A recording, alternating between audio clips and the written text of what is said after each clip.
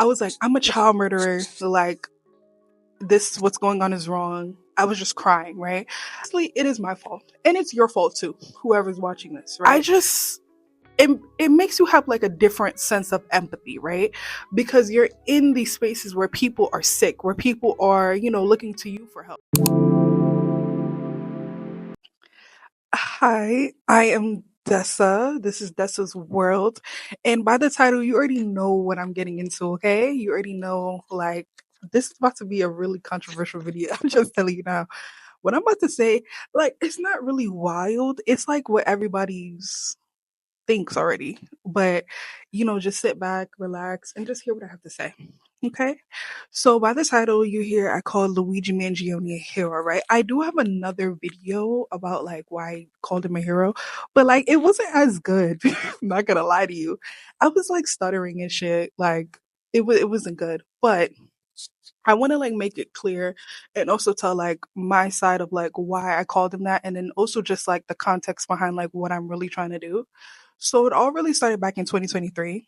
I was at SUNY Brockport. I was actually dorming there. L school, by the way, do not go there. L school, L school, L people did not have a fun time. But anyways, I was there and it was during like the height of the Congo and Palestinian war, right? And people were protesting. It was all over the news, all over TikTok. It was at night, and I was scrolling through TikTok, and I just started crying because my feed when I was scrolling was just kids dying, people in war. I was following like Busan and stuff, so all I saw like every day on my feed was their reality, right?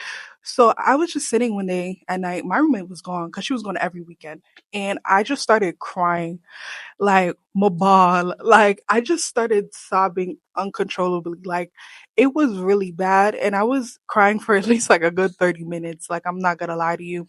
And I actually called my friend at the time in college and she picked up. She was with her boyfriend. W friend. She picked up even when she was with her boyfriend. And I was just telling her, I was just like, girl, I'm a murderer. Like I was just like, I'm a child murderer. And before y'all even say nothing, like listen to what I gotta say. I was like, I'm a child murderer. Like this, what's going on is wrong. I was just crying, right? And she was just like, girl, it's not your fault. And, that whole speech that people would give about, it's the government, whatever, whatever. I really disagree. Honestly, it is my fault. And it's your fault too, whoever's watching this, right? Because our tax dollars are funding this genocide, right? If I didn't need to live, if I didn't need to breathe, then they would be okay. Then the kids that are going through this, people losing their parents, like they would have to go through this because I'm not giving the government money, right? And so I felt conflicted because I have to live. I have to basically do what I have to do. And it felt like I was exchanging somebody else's life for mine.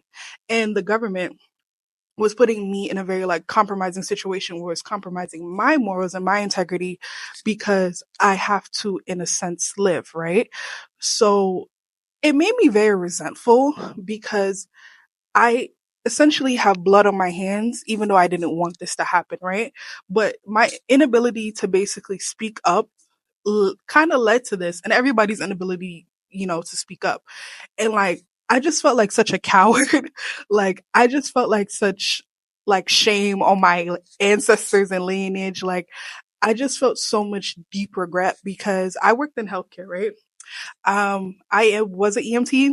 I mean, I still got my license, but it will be expiring soon and I will not be renewing it. So I was an EMT, right? And I've seen so many people in like compromisable like situations, like, their worst times, right? Whether it was a heart attack, whether it was like them being scared, you know what I mean? And I just, it makes you have like a different sense of empathy, right?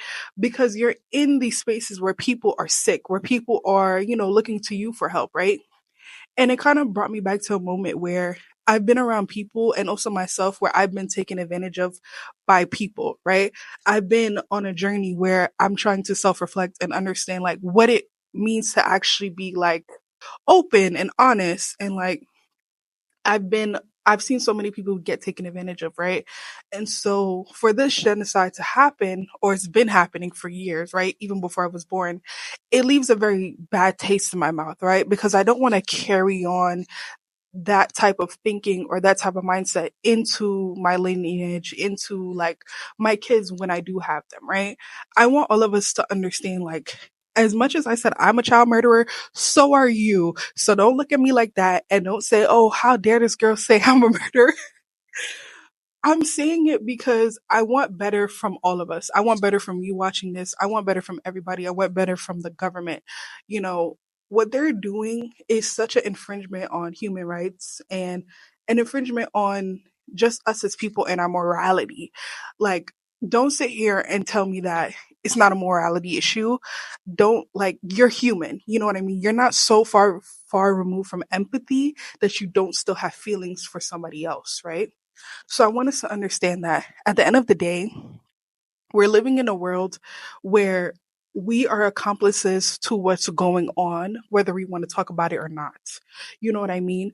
And for me, that moment, I took it for what it was, right? In order for me to live, I have to exchange somebody's life.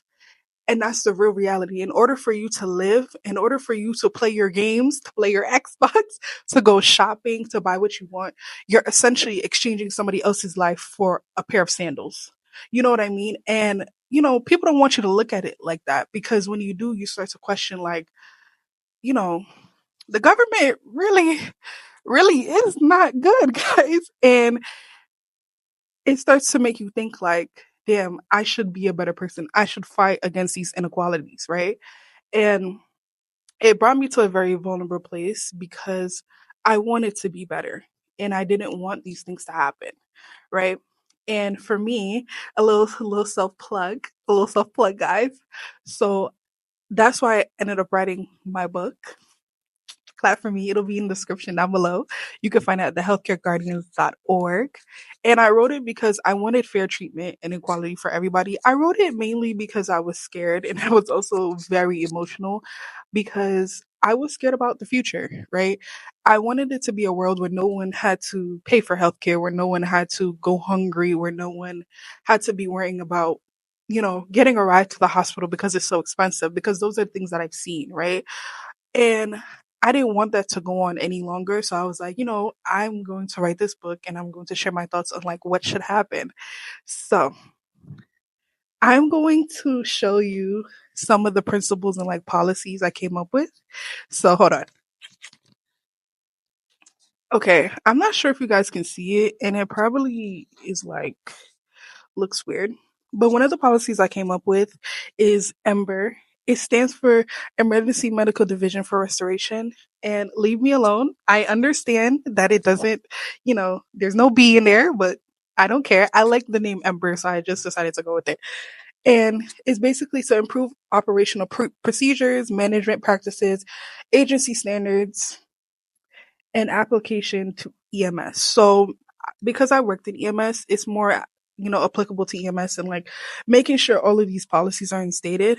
But it can be used for anything in healthcare, for nurses, doctors, anything, because it's I mainly did it because I work in EMS and that's what I'm familiar with, but it can be applied to overall healthcare. Okay. Now my other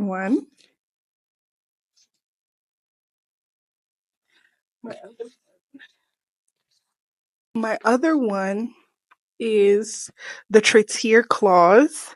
So this is my baby, okay? The Tratier clause is like my baby, like incarnate. Like, so it's increasing accessibility to education and training for healthcare workers. So basically, I want to make it so like if you're getting your degree or you're getting, you're trying to move forward in your healthcare degree, your agency has to pay for it, and then actively engaging community public health initiatives. So I believe that advocacy and public health are one and the same and they should not be separate. And public health is kind of like very weird because I am a public health student. I am a public health student, so I'm learning about it. And honestly, there's not necessarily one definition for public health. And I feel like it should be expanded, and public health should include advocacy because that's what it is, right? So it's actively engaging community with public health initiatives. So, like, if you're an insurance company, you better make sure you got a food bank somewhere in that community. I do not care. At the end of the day, if you are a healthcare institution, whether you're an insurance company, it doesn't matter. You're supposed to be providing health for the people. Yeah. And then ensuring equitable healthcare for all. So I said equitable and not equal. Let me put this on. It's shit heavy. So I said equitable and not equal because not everybody needs are the same. And then also, when I mean equitable healthcare for all, I mean like free healthcare. I mean, it should be a situation where if you need surgery, your insurance company doesn't get a say on whether you need it or not. If it's healthcare, if it's for your health, for your benefit, whether it's mental, emotional, and spiritual, because people don't talk about that enough, you should be able to get it. And that's what I'm trying to do. And that's why I wrote my book. And you should go and buy it. It's on sale for $5.99 right now. So I think you'd like it.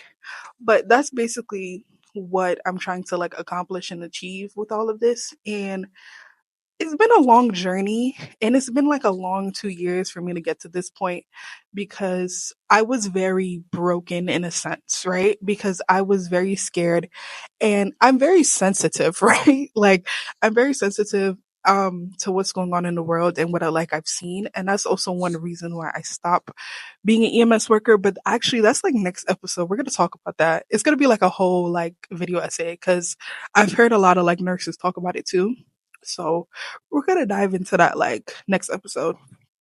But right now, I'm just really trying to make a difference in any way that I can. I've been a part of like many organizations, even like currently right now. And I feel like when it comes to healthcare, people don't understand that it's something that's very needed and it's definitely a right.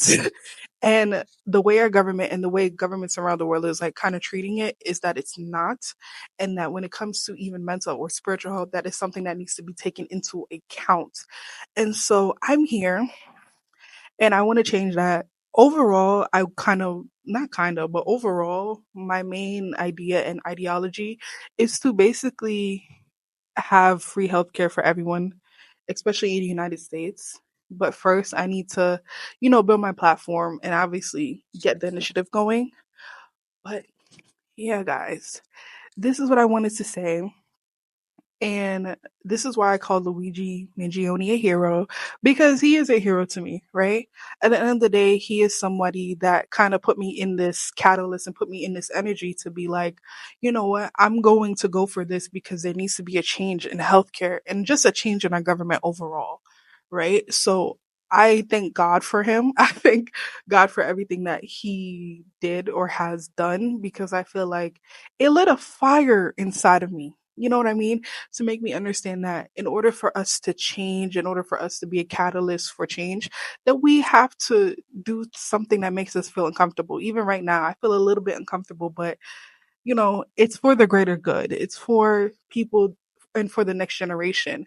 And I want to be able to say that I at least attempted to do something to help somebody else. So, buy my book. It's $5.99 right now. It's on sale.